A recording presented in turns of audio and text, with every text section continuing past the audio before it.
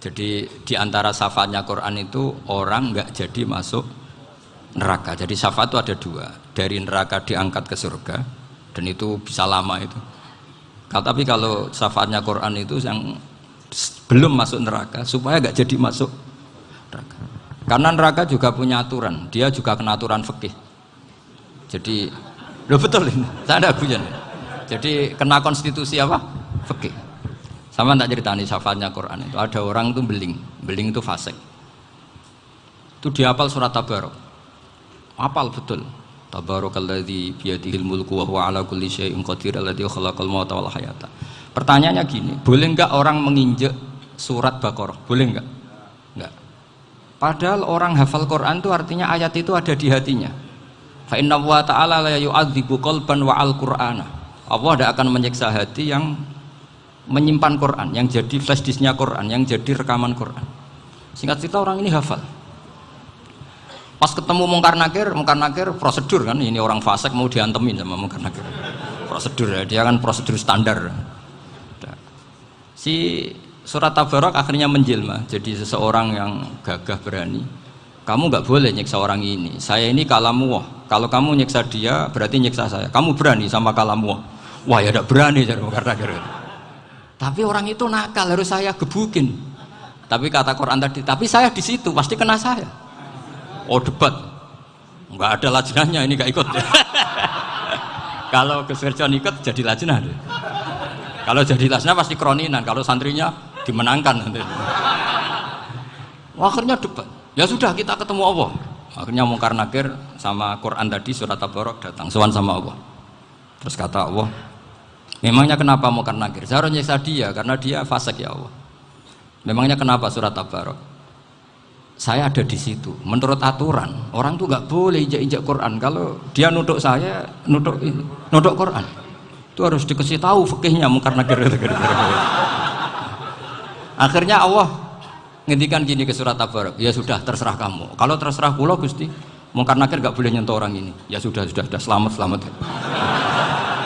Sehingga terus itu sama baca di termasuk mukjizatnya surat Tabarok di tafsir Ibnu Katsir banyak.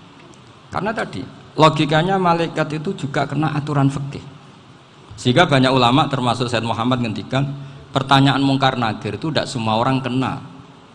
Kalau semua orang kena nanti kalau tanya Nabi Muhammad, waman nabiyuka? Kacau kan jawabnya. Nabi kamu siapa? Lu saya ini nabi. Ya kan? Lah nanti kalau pas ketemu Nabi Ibrahim, waman abuka? Jadi repot kan? Makanya ada kiai yang guyon kalau ditanya merebuka, saya ini guru tauhid sembrono.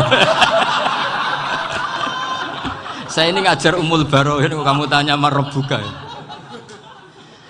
Masyhur itu keramatnya Imam Malik itu. Ada Ashabu Malik, rajulun min ashabi Malik. Beliau ditanya Mungkar Nakir merebuka menabiuka. Imam Malik datang, ini seumur-umurnya itu ngajar tauhid. Kok kamu bedai enggak sopan kamu. Nah, kita berharap barokah sampean ngaji nanti itu. Yes. Malaikat itu anak sungkane gitu. Jadi dan saya meskipun guyon itu serius. Bedanya orang alim sama ndak itu di situ. Kalau orang alim itu guyon itu masih bener, masih serius. Coba saya bacakan ayatnya. Ala inna auliya Allahi la khaufun alaihim wa lahum yahzanun. Terus lahumul busyra fil hayatid dunya fil akhirah. Artinya kalau Mungkar Nakir dengan penampilan garang gitu, berarti ada ketakutan apa enggak? Ada, padahal ciri utama walinya Allah tidak ada ketakutan. Makanya itu termasuk dalilnya Sayyid Muhammad, tidak semua orang alami seperti itu karena wali-wali itu la khaufun alaihim wa lahum yahzanun. Wah anak kiai ketemu karena kerja buat tidur wedek. Iku dreseke ora kok pertanyaan itu, nak konan santri piye? Lho isen wis kiai dihanjuti Mungkar Nakir. Malu gak kira-kira? Mesti pelengahan konan santri piye? Nah jawabannya gampang karena pernah ngajar tauhid. Makanya Sayyidina Ali ini cerita ini ada di kitab Nurul Dholam. Sama lihat di kitab Nurul Dholam karangannya Syekh Nawawi Banten. Itu Sayyidina Ali itu ya, andekan orang biasa mungkin ya agak-agak hasut, tapi ini wali gak boleh kamu katakan hasut. Dia tuh mangkal sama Umar. Orang kok setiap orang pernah dibentak. Apa dia berani bentak Mungkar Nakir? Penasaran dia. Bagaimana perangnya Umar itu berlanjut enggak gitu kira-kira. Akhirnya minta, ya Allah saya minta kasyaf. Ya karena yang minta Sayyidina Ali karena mau wajah dituruti sama kasuf. Dilihat Sayyidina Umar pas meninggal itu. Jadi hasud itu ya kadang penting asal baik. Loh betul bahasa Kanjeng Nabi kadang la hasada illa fisnaten. Itu Nabi membahasakan ya hasad. Gus Verson saja yang nafsirkan ghobtoh itu kan gaya-gayanan sebagai ulama. Aslinya Nabi ngendikannya itu la hasada illa fisnaten. Ulama yang ganti itu namanya ghobtoh. Wong Nabi sendiri nyebut hasad kok kamu tafsiri ghobtoh. Ya hasad ya hasad. Udah ada usah ditawil-tawil pokoknya gitu. Kalau sampean nggak percaya nggak apa-apa. Kok gitu aja kok repot. Karena sampean nggak percaya kemungkinannya dua. Satu nggak ngerti. Dua sama-sama alim kan dari awal kalau sama-sama alim kan laisa li alimin ayuqallida aliman akhor. Kita nggak perlu saling mengikuti. Ngapain hasud? Biasa aja. Akhirnya Sayyidina Ali kasut. Pas Umar bangun, setelah mati kan bangun, setelah meninggal bangun. Mungkar Nakir datang dengan perangai yang sangat garang. Itu digambarkan Sayyidina Ali matanya itu kal kidril ghali. Kayak apa? Kendil yang apa? Menganga. Wah, seru. Sayyidina Ali senang, paling takut ini Umar. Senangnya bukan main. Wah, ini mesti takut Umar. Biasa. Ternyata enggak, Umar malah bangkit. Woi, Mungkar Nakir ya. Kamu tahu menghadapi siapa? Itu betul ya? Kamu itu menghadapi temannya ahabbal khalqi ilallah. Yang diandalkan temannya bukan dia. Kamu tahu yang kamu hadapi, saya ini teman kekasihnya Allah. Jadi boleh kamu mengandalkan Mbak Virjon.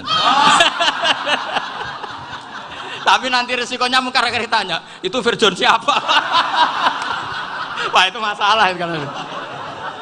Makanya syaratnya wali itu harus ma'rufun fis sama. Di langit sudah populer. Makanya dulu ada orang yang saking seninya Abdul Qadir ditanya apa saja jamnya Abdul Qadir Al-Jilani itu aman karena beliau populer. Makanya program kita harus populer dulu di langit. Nah, itu nanti kalau dicatut oleh santri-santri nggak apa-apa. Kalau nggak populer nanti ditanya, itu siapa?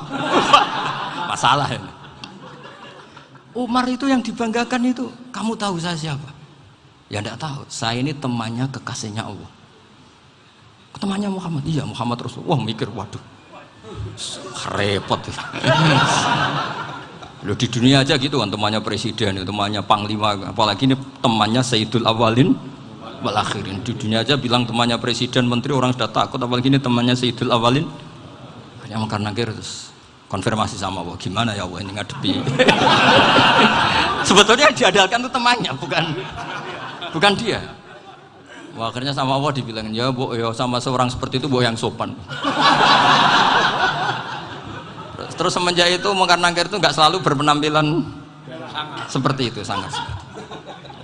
Jadi semoga itu konsisten sampai nanti.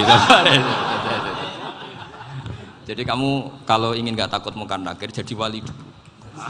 Karena syaratnya tadi hanya wali sing la khaufun alaihim wa lahum yahzanun lahumul busyra fil hayatid dunya fil akhirah. Jadi orang itu kalau ngaji itu harus khatam. Jangan semuanya kena pertanyaan. Dan kalau semuanya kena pertanyaan nanti repot. Kalau Nabi Muhammad ditanya waman Nabi juga. Nabimu siapa? Lu kan terus jadi aneh. Jadi makanya ngendikane Sayyid Muhammad semua ulama lah, nggak ada am kecuali ditaksis, kecuali sifatnya Allah. Misalnya bikulli syai'in alim ya benar-benar bikulli syai'in. Tapi kalau am semuanya pasti ada taksis, meskipun dalam muhawarah muhadasah biasa. Misalnya contoh gampang, istri kamu baru seneng kamu, Mas nak pengen apa-apa itu lapor aku, gak apa-apa Mas, mesti aku seneng sama lapor. Iku dia aku pengen wayo. Wah langsung jadi apa wae. Mesti apa wae maksudnya kecuali itu gitu. Padahal kalau ngomong, Mas sampean ingin apa saja tak dukung. Terus sampean bilang, kepengin iku wayo. Kira-kira disetujui apa enggak? Sama seperti kita kalau punya teman akrab, wes nang omahku gak apa-apa, anggap ya omahmu dewe. Terus mlebu-mlebu kamar. Jadi tidak ada am kecuali ditaksis. Artinya kalau ada cerita bahwa orang mati pasti ngalami ditanya Mungkar Nakir, itu pasti ada am yang ditaksis. Itu pasti tidak dialami para anbiya, para auliya. Karena ciri utama wali itu la khaufun alaihim walahum yahzanun. Kemudian saya yang mau cerita ya supaya sampean bisa menghadapi dunia global ini, tak bawa tafsir Munir termasuk tadi. Kenapa orang Islam Rasulullah Shallallahu Alaihi Wasallam itu lebih senang kalau yang menang itu orang Nasrani Romawi ketimbang yang menang itu orang Faris, dalam hal ini ateis. Karena orang ateis itu lebih ngeri. Sebetulnya beberapa penemuan sains, terutama di ilmu medis, itu orang Amerika, kayak cloning. Tapi orang Amerika itu masih dilarang oleh gereja untuk mengaplikasi. Karena nanti bayi cloning itu dipakai suku cadang. Di Amerika masih ditentang oleh fatwa-fatwa agama, baik Islam maupun Kristen. Tapi di Cina itu dipraktekkan, karena nggak ada halangan agama. Di Cina itu biasa ada kondom diolah lagi jadi alat-alat aksesoris. Di Amerika tidak ada karena masih ada agama, masih ada larangan. Sehingga orang Islam itu lebih takut kalau yang menang itu Persia, karena terus cara berpikir ternyata Tuhan itu tidak ada, langit nggak ada perannya. Jadi ketika yang menang Nasrani masih berpikir itu pertolongan Tuhan, meskipun mungkin cara mengatakan Tuhan beda dengan kita. Tapi ada satu kesamaan bahwa kekuatan samawi itu ada. Itu disebut hulibatir rum fi adnal ardi wa hum mim ba'di ghalabihim sahlibun. Di sini diterangkan oleh Syekh Nawawi supaya kamu tidak salah paham. Sebetulnya kamu katakan misalnya wah itu paham liberal, sebenarnya saya tidak tersiksa. Cuma takut yang mengatakan seperti itu cek goblokir atau ngaji gitu. Itu aja masalah saya. Ini saya baca ini karangannya Syekh Nawawi karena tadi kata Mbak Firjon ngaji itu harus sama orang yang bersanad. Saya ini kalah sama beliau itu berkali-kali. Secara nasab saya harus manggil Mbah. Secara silsilah ilmu saya juga kalah lagi. Saya sering disewani sama cucu-cucu Syekhona Khalil. Kiai Siddiq itu termasuk murid dekat beliau Syekhona Khalil. Kalau itu berarti kan Gus Firjon, Ahmad, terus Mbah Siddiq. Mbah Siddiq ngaji Syekhona Khalil. Syekhona Khalil itu pernah ngaji langsung sama Sayyid Zaini Tahlan. Berarti beliau dari Sayyid Zaini Tahlan itu baru generasi kelima. Sementara saya itu sudah ke-7 atau ke-6. Saya, Mbah Mun, Mbah Karim misalnya, Mbah Hashim, Mbah Mahfud Termas, Sayyid Abi Bakar Sato yang ngarangnya Anatul Thalibin, baru Sayyid Zaini Tahlan. Berarti saya ke-7, kalah lagi. Tapi untuk jadi wali biasanya cepat saya. Karena syaratnya jadi mbah itu ngalah demi putu. Jadi kalau beliau ngotot, saya dulu Gusti, saya mbahnya. Wah itu mbah yang nggak baik. Pasti jatahnya dikasihkan apa? Cucunya dulu. Makanya Abdul Muthalib itu orang yang dapat wangsit, tapi yang jadi nabi itu cucunya. Jadi dalil saya banyak. Sebenarnya Abdul Muthalib itu sudah sering dapat wangsit. Karena saya bahasakan wahyu, Nabi yang protes, enggak nabi kok dapat wahyu. Tapi sebetulnya Abdul Muthalib itu masyhur. Kalimat-kalimatnya menunjukkan bahwa beliau itu sudah dapat wahyu kalau nanti cucunya itu jadi apa? Nabi. Makanya senangnya bukan main Abdul Muthalib sama Rasulullah. Putu seneng, mbah seneng putu. Jadi mungkin, jadi sampean enggak usah protes loh. Yang jadi wali kok cucunya. Dulu betul. Dulu Mbah Hamid Pasuruan itu kalau Mbah Ahmad Siddiq ke sana, Mbah Hamid Pasuruan kalau manggil Mbah Ahmad Siddiq itu paman. Tapi pamannya minta ijazah ke ponaan. Apa ya gara-gara itu memang. Kalau itu masih berlaku apa? Ngalah tadi. Kayaknya masih apa? Hawane masih. Karena melihat tren-tren langit masih gitu kayaknya masih. Masih itu. Ya, tapi mbahnya tetap dapat jatah, tenang saja nanti. Tapi memang sebaiknya mbah itu legowo. Rasulullah Muhammad SAW itu terkenal min dzurriyyati Ibrahim. Tapi kata Rasulullah, ana dakwatu Ibrahim wa bisyaratu Isa. Aku nganti ngene iki barokah dongane Nabi siapa? Ibrahim. Jadi dongane Nabi Ibrahim nggih tiba teng putu. Jadi banyak bukti bahwa jatuhnya ke putu gitu. Tadi saya di kamar sama beliau berduaan. Nih Mbah sing dadi wali di sini, aku webang. Cocokan tadi. Nah, kenapa saya akhir-akhir ini gulirkan daftar wali? Kenapa? Saya ini resah ya, orang sudah ingin dicintai pejabat, dicintai tetangga, dicintai teman. Tapi kadang-kadang orang lupa lagi dicintai Allah. Makanya saya meskipun guyon, tapi ini amdan, bukan sahwan. Supaya orang punya cita-cita lagi jadi wali, ingin dicintai Allah. Kita ini terlalu lama ingin dicintai makhluk. Mbok ya naik kelas sedikit lah. ingin dicintai Allah Subhanahu wa Ta'ala. Meskipun saya guyon, tapi tadi guyon saya tuh lebih serius ketimbang serius Anda. Karena tak pikir, saya tuh kalau pergi itu seneng ngebis, bukan karena saya tidak punya mobil, tapi saya sering mau butuh itu supaya gak diganggu. Karena saya tuh harus punya waktu sendiri. Kalau bis kan ketemu orang nggak kenal, tapi sekarang ya agak susah, banyak yang kenal. Dan susahnya lagi gak minta ijazah, minta foto. Aduh, repot tuh. Mau dibenci itu umatnya Rasulullah Shallallahu Alaihi Wasallam, mau disetujui itu sanatnya mana? Kalau ketemu orang alim minta apa? Foto. Itu nggak ada sanatnya. Nggak tahu saya itu mazhab dari mana itu. Ya mazhab milenial yang jelas itu kan. Ini tak baca ya biar dapat, karena ini kenangan saya sama Mbak Ahmad Siddiq. Saya masih ingat betul beliau ngisi hallnya Mbak Abdullah bin Umar, berarti abahnya Mbak Hamid. Karena mbah saya itu Fatimah binti Khalid bin Umar, kalau Mbah Hamid itu Hamid bin Abdullah bin Umar.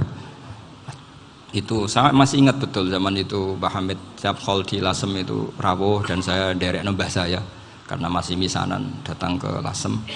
Itu beliau pas itu ngisi sama Mbah Mun. Mbah Mun masih muda, Ki Ahmad Siddiq sepuh senior.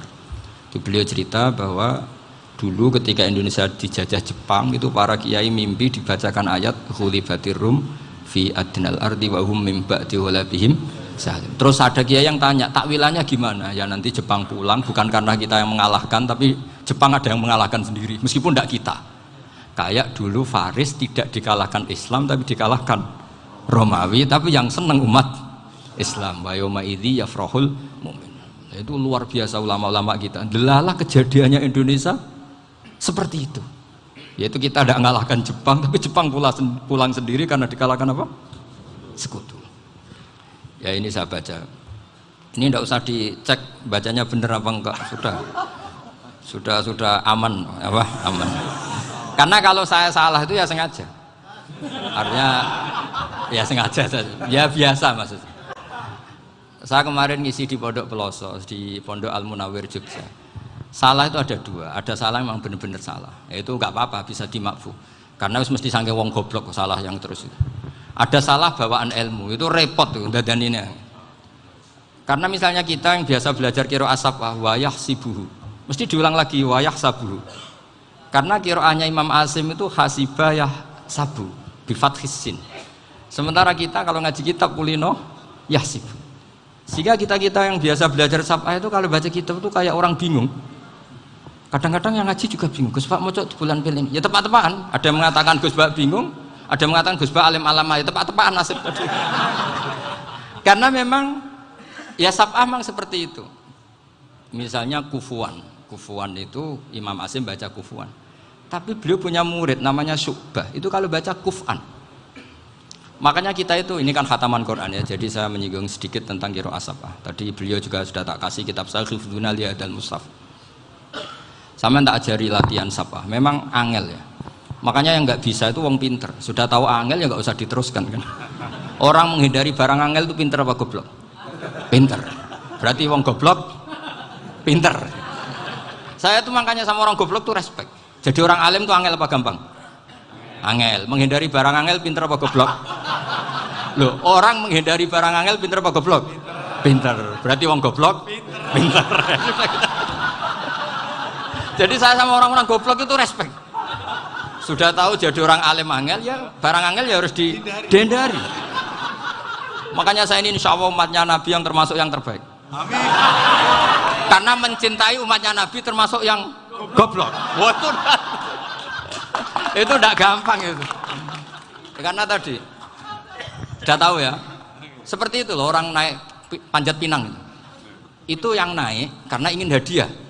Yang nonton sudah tahu wah licin kok dinaikin mau keplodok ya. Tapi orang sepakat yang nonton juga pinter karena sudah tahu ribet kok. Tukun yang pasar kena lah apa mana. Sama juga gitu. Ngalim tafsir angel, ngalim fikih angel. Tak karek ngaji ngerekam kan gampang. Itu pinter apa goblok? Pinter. Iya. Makanya kula niku mbok burohno ngono tok. Saya tadi dinasihati Mbak Firjon, muga-muga hati saya selamat. Saya itu meskipun kata orang banyak, muhibbin saya banyak, tapi saya insya Allah tidak riya.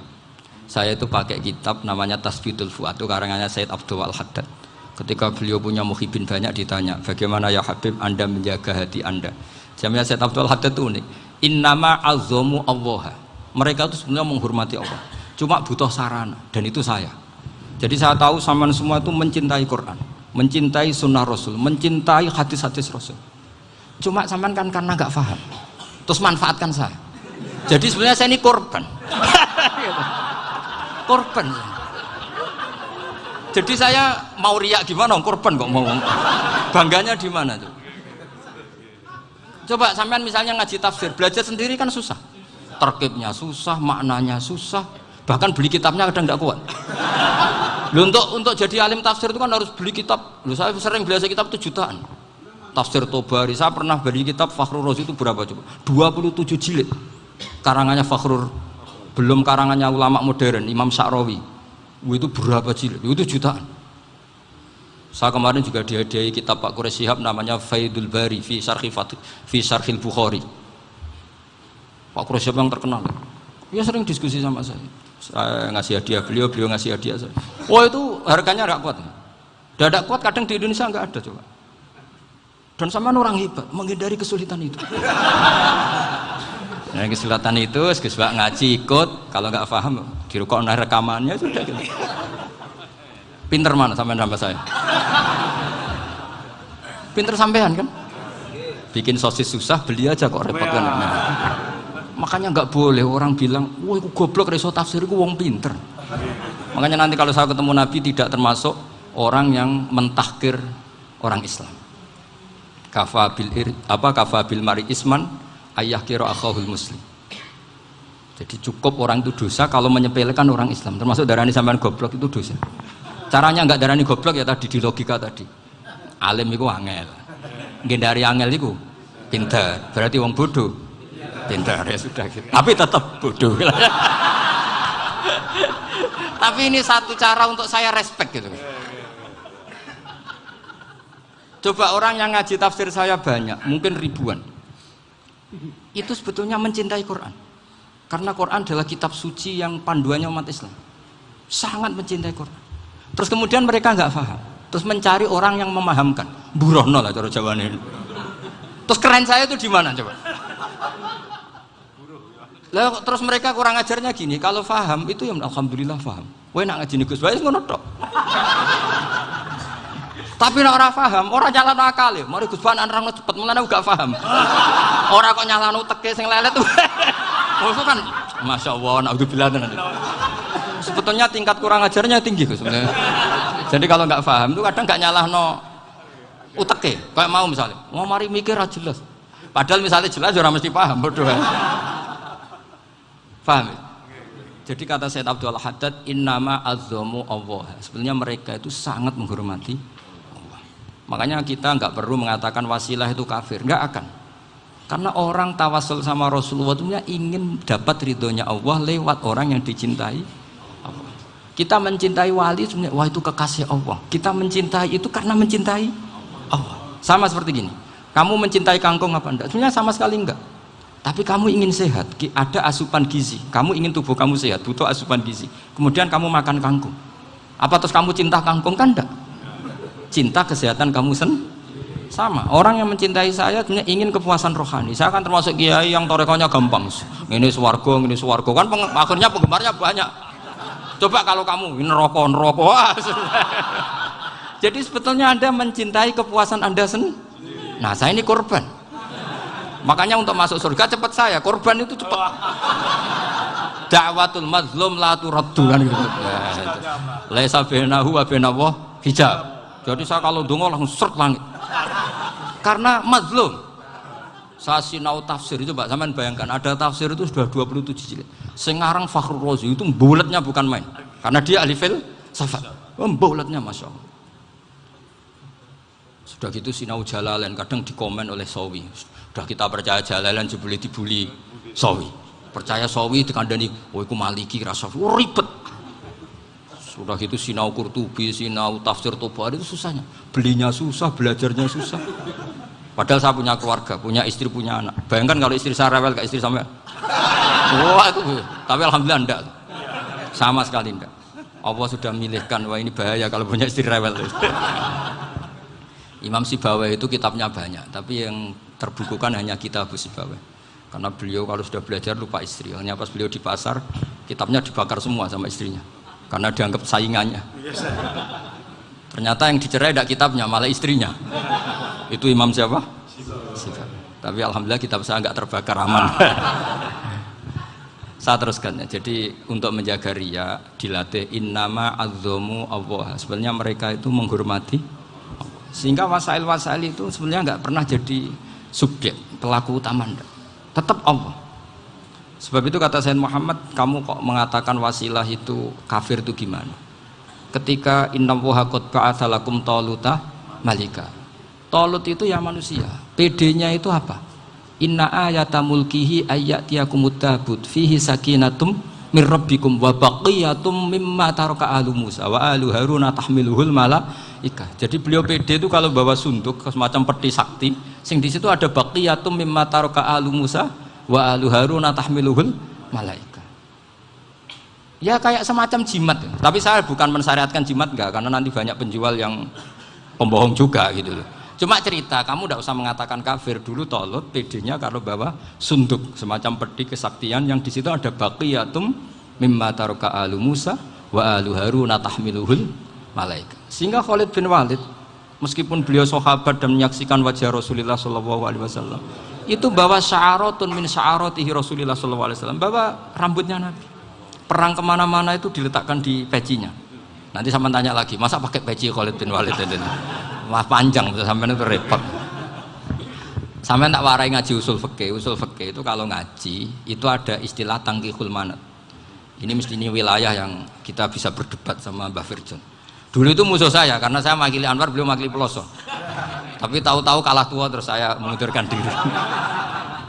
Di fikih itu ada istilah, ada tangkihul manat, ada tahqiqul manat, ada tangkihul manat. Tangkih itu kira-kira gini, lafadz hadis itu dibuang sekian untuk tahu bahwa itu madarul hukmi. Misalnya gini, tak beri contoh paling gampang. Sama harus paham, kalau nggak paham nggak pinter-pinter. Ja'a a'rabiyun ila Rasulillah sallallahu alaihi wasallam. Ya karena ini menghormati Mbah Ahmad Siddiq, saya orang alim, jadi ngaji ini tetap ada suasana alim. Ya harus ada suasana alim. Nggak perlu jadi orang alim tadi susah. Sudah ngindari susah itu pintar. Sudah itu aja. Jadi orang alim susah, ngindari barang susah pintar. Berarti orang tidak alim pintar. Nah, meskipun tetap sudah itu pegangi sampai mati nanti. Loh, jadi orang alim itu repot. Itu kata Imam Ghazali, kalau orang alim kalau mau masuk surga itu sama Allah nggak boleh. Kif, kamu nggak boleh langsung masuk surga. Coba cari umat kamu, syafaati dulu. Nah, saya takut nyari sampean nggak bisa kembali. Saya tidak punya rencana itu. Pokoknya mau masuk. Golek sampean kuaduan. Aduan balik raroh dewe, repot nanti saya. Berat jadi orang alim itu berat. Ya saya teruskan ya. Ada tangkihul manat. Ja'a a'rabiyun ila Rasulillah sallallahu alaihi wasallam. Faqala ahlaktu wa ma ahlakaka qal waqa'tu imraati fi nahari Ramadan. Ya sidang kita, saya ini rusak ya Rasulullah. Kenapa? Karena saya menjima istri saya fi nahari Ramadan. Terus kata Nabi, kamu harus bayar kafarah. Napa Nabi kafarah? Puasa 2 bulan. Wong baru 1 hari aja terjadi gitu kok disuruh puasa 2 bulan. Ya tidak kuat ya Rasulullah. Baru berapa hari saya puasa aja kecelakaan seperti itu. Apalagi kalau sampai 2 bulan. Tidak ya Rasulullah. Ya sudah kalau gitu kamu pertama ngasih makan apa? Itqu raqabah kan, pertama merdekakan budak. Tapi kan sekarang nggak ada budak makanya terus sekarang langsung puasa. Wah ini nggak bisa semua. Ya sudah ngasih makan orang 60. Kasihkan siapa ya Rasul? Ya orang fakir. Saya ini paling fakir. Di kampung saya ini orang paling fakir. Jadi mulai dulu orang fakir itu hubungan suami istri itu paling lancar mulai dulu. Makanya orang fakir itu anaknya banyak karena hiburannya hanya itu. Wong Ramadan aja. Coba mau ke ATM nggak punya uang, mau antri di bank nggak punya, mau apa coba? Itu mulai dulu. Ini sanatnya mutasil. Wah, akhirnya sudah sanksinya kan tadi ya itqu raqabah atau puasa 2 bulan berturut-turut atau ngasih makan 60 orang miskin. Lalu kata ahli usul fikih, kata a'rabi dibuang, nggak menjadi catatan hukum. Orang kota pun kalau melakukan itu juga kena sanksi yang sama. Imro'atahu juga dibuang. Andai kan itu dilakukan untuk amatnya juga ketentuannya sama. Nah sekarang perdebatan antara Imam Syafi'i dan Imam Malik begini. Sekarang pertanyaan gini, jima istri itu hukumnya boleh apa haram? Boleh kan? Lalu kalau ada orang tanpa udzur kemudian makan siang-siang, cara Imam Malik hukumnya sama, harus kena sanksi yang sama. Karena sama-sama hadku hurmati Ramadan bighairi udzrin syar'iyyin. Sama-sama merusak hukum Ramadan tanpa udzur syar'i. Lo jima itu tidak zina. Kan hukumnya jaiz. Nah, sekarang makan hukumnya jaiz, harusnya juga kena ketentuan yang sama. Cara pikirannya Imam Malik. Nah, alhamdulillah Imam Syafi'i gak setuju. Wah, cara setuju repot. Bahkan orang-orang Syafi'i sudah punya khilaf, kalau gitu minum dulu. Iya, biar gak kena. Iya, biar iftarnya pakai minum. Setelah minum baru jima kan. Ini sudah menyiapkan khilafnya. Ini khas Syafi'i ini, bongsong rekayasa hukum. Nanti bisa belajar jauh cara ngakali hukum. Makanya guyonan yang masyhur Gus Dur itu gitu. Ada seorang kiai atau Gus lah, ya punya salah, namanya manusia kan punya salah, entah cangkruk entah apa, pokoknya punya salah. Ada wartawan yang ngiranya semua kiai itu orang suci, sehingga tanya sama Gus Dur, Gus itu ada kiai kok, ya pokoknya salah lah. Tapi jangan bayangkan dosa besar, enggak, kecil-kecil lah. Itu gimana itu? Padahal kiai kan orang suci. Jawabnya Gus Dur lucu. Ya justru yang boleh salah itu para kiai, kalau kamu nggak boleh. Loh, kok bisa Gus? Karena mereka tahu caranya tobat. Repot. Kalau kamu nggak tahu caranya, sama pelanggaran hukum itu ya harus pakar-pakar hukum. Itu yang tahu caranya rekayasa. Kalau kamu ya kena pasal kan ya. Jadi kamu jangan niru saya. Saya ini punya sekian cara untuk nah, itu namanya khilaf. Makanya kata Sayyid Muhammad, kamu tidak usah anti khilaf, karena Abu Hanifah itu membolehkan khilaf. Kitabul khiyal. Yang penting kamu soleh dulu. Setelah soleh nanti Allah maklumi. Soleh dulu, syaratnya soleh dulu. Kalau tidak soleh jangan. Contohnya gini, ada orang mau puasa lemes sekali, mau makan, gampang. Kalau langsung makan kan kayak hadku hormati Ramadan biwiri udrin syar'iyyin. Aku langsung mau jembera sowan Mbah Firjon. Sudah status saya apa?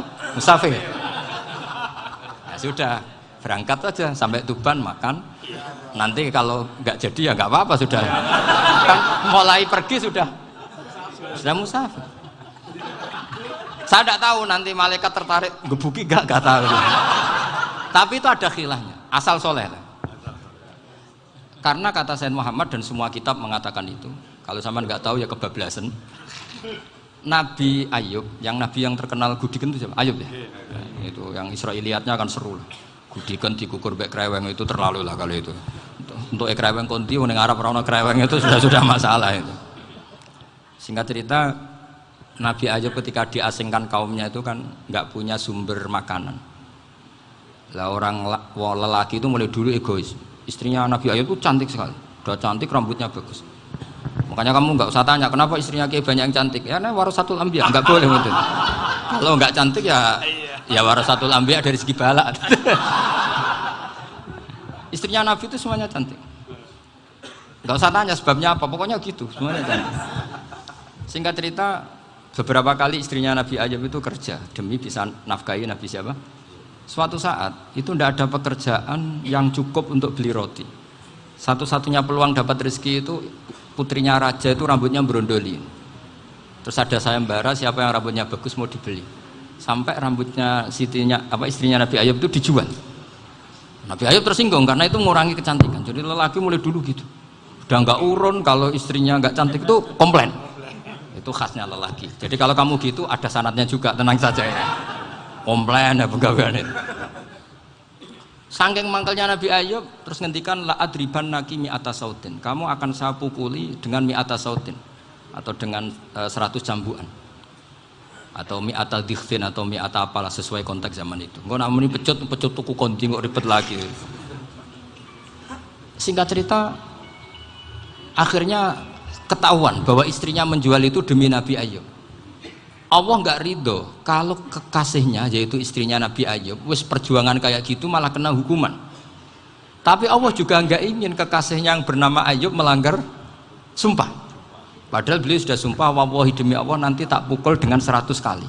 100 kali dengan lidi lah misalnya, contoh yang gampang tuh lidi. Akhirnya sama Allah dikasih satu solusi. Wa khud biyadika dikhtan fadrib bihi wala tahnas. Ya sudah, lidi itu ikat jumlahnya 100. Terus pukul sekali saja. Anggap saja sudah 100. Iku pangeran sing wari ngakali ngono iku pangeran. Tapi syaratnya soleh. Syaratnya soleh. Jadi kalau kamu anti khilaf berarti anti ajarannya Allah di ayat itu. Wa khud biyadika dikhtan fadrib bihi wala tahnas. Itu dulu ada, ini cerita di Ithaf, ini cerita terakhir, ini sudah, sama jangan nama sudah. Terus pengumuman tadi, yang nggak pernah sepuh ngutang saya itu haram tadi. Karena tadi saya punya kewajiban di rumah yang bisa menggugurkan ya kewajiban yang lebih besar. Lebih besar itu ya tadi, bisa pernah guru, pernah sepuh, yang jelas nggak umur. Umur sampean menangkap itu, tua-tua serepot itu. Ada raja itu ganteng kaya, senengannya nikah perawan cantik. Oh, itu semua kampung mesti kenal. Mungkin digilir atau gimana pokoknya. Suatu saat ada pemuda suka sama perempuan yang di kampungnya, cantik sekali. Kemudian pemuda ini ternyata pekerja di kerajaan itu. Tiap hari ditanya, wah itu yang di kamu yang cantik siapa? Mau saya nikahin gini. Wah bahaya ini, saingannya raja. Jadi yang dibidik pemuda tadi itu saingannya. Si raja ini orang yang namanya raja kan gengsinya tinggi. Kaifatang kihuha wa qad ra'aitu qad qabbalaha rajulun. Kok mau nikah piye? Saya itu pernah melihat dicium lelaki. Wah, gak mau. Gak gelem wis kadung ditambung lan waqat qabbalaha rajulun. Saya pernah melihat sendiri qabbalaha rajulun, dicium oleh lelaki. Wah, sudah gak minat raja langsung gak keren. Suatu saat pemuda tadi nikahi perempuan itu. Rajanya marah-marah. Kamu lelaki gak punya harga diri gini. Gak punya selera, gak punya harga diri, sudah pernah dicium orang kok tetap dinikah. Bilang ke raja, ta'rif manir rajul, lelaki itu siapa? Abuha. Kamu tahu lelaki itu siapa? Sopo? Abuha. Bapaknya. Saya kan hanya bilang rajulun. Pernah dicium lelaki. Lah pikirannya raja itu lelaki wis kowe-kowe ngene iki. Tapi butuhe canom mau raja ben gak sida itu aja tuh. Baru kayak digulirkan gitu waqat qabbalah rajulun. Wah enggak mau. Setelah itu suatu saat pegawainya tadi nikahi perempuan. Kamu enggak punya harga diri gini. Kamu tahu mandir rajul apa abuha. Wah nak ngono aku gak apa-apa. Lah monggo sakniki wis bojo kula. Ora trimo wis diambung wis macam-macam. Lah itu namanya khilah. Apa? Khilah. Kalau di Balawa disebut tauriyah atau apalah. Tapi saya tidak ngajari sampean seperti itu. Sudah pinter sebelum saya ajarin. Bangsa ngakali kan sudah pinter. Ya ini terakhir tak baca Arabnya saja nanti. Bismillahirrahmanirrahim. Biar dapat barokahnya Syekh Nawawi juga barokahnya guru-guru. Bismillahirrahmanirrahim. Wasababu nuzuli hadil ayati annahu kana baina farisa war rumi qitalun wa kanal musyrikuna yawadduna antaghliba farisu ar-ruma. Di anna farisa kanu majusiyan ummiyin wal muslimuna yawadduna ghalabatar rum ala faris liqaunihim ahla kitabin. Jadi zaman dulu orang Islam lebih senang kalau yang menang itu orang Nasrani. Kalau bandingannya ateis. Karena bagaimanapun percaya kekuatan langit. Sementara orang ateis sama sekali tidak percaya kekuatan. Apapun bedanya kita dengan Nasrani itu ada kesamaan, yaitu percaya adanya kekuatan langit. Sehingga ketika orang Romawi kalah itu orang Islam ikut susah. Paham ya? Makanya ini tak baca biar sampean enggak macam-macam pikirannya. Fab'atha Kisra saat terusnya, ya pokoknya seperti itu. Akhirnya Rasulullah SAW berdoa lebih senang yang menang itu Rom karena ahli kitab.